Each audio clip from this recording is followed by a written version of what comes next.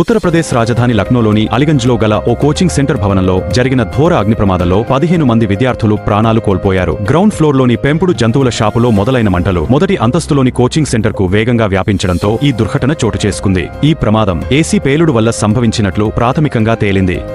ఆంధ్రప్రదేశ్ రాష్ట్రంలో బంగారం ఉత్పత్తిని ప్రారంభించేందుకు రంగం సిద్ధమైంది. కర్నూలు జిల్లాలోని జొన్నగరిలో ఏర్పాటు చేసిన దేశంలోనే మొదటి ప్రైవేట్ బంగారు గనిని ముఖ్యమంత్రి చంద్రబాబు నాయుడు రేపు ప్రారంభించనున్నారు. దీనితో పాటు 2వ యూనిట్ కు ఆయన శంకుస్థాపన చేస్తారు. భూమి లోపల 2 కిలోమీటర్ల లోతు వరకు బంగారు నిక్షేపాలు ఉన్నట్లు గుర్తించారు. ఖతార్లోని రస్లఫాన్ గ్యాస్ ప్లాంట్లో సంభవించిన భారీ పేలుడులో 13 మంది మరణించినట్లు ఆ దేశ ప్రభుత్వం ధృవీకరించింది. ఈ దుర్ఘటనలో మరణించిన వారిలో 12 మంది భారతీయులు, ఒక పాకిస్తానీ జాతీయుడు ఉన్నట్లు సమాచారం. భారత విదేశాంగ మంత్రి డాక్టర్ ఎస్ జైశంకర్ ఈ విషాదం పట్ల తీవ్ర విచారం వ్యక్తం చేశారు. మెటా సంస్థ యాజమాన్యంలోని వాట్సాప్ కు కొత్త గ్లోబల్ సీఈఓగా భారత్ కు చెందిన ప్రముఖ ఎంటర్ప్రెన్యూర్ క్రెడ్ సంస్థ వ్యవస్థాపకుడు కునాల్ షా ఎంపికయ్యారు. గత 5 ఏళ్లుగా వాట్సాప్ కు నాయకత్వం వహించిన విల్ క్యాథ్కార్ట్ తన పదవి నుంచి తప్పుకొనుండటంతో ఆయన స్థానంలో కునాల్ షా బాధ్యతలు చేపట్టనున్నారు.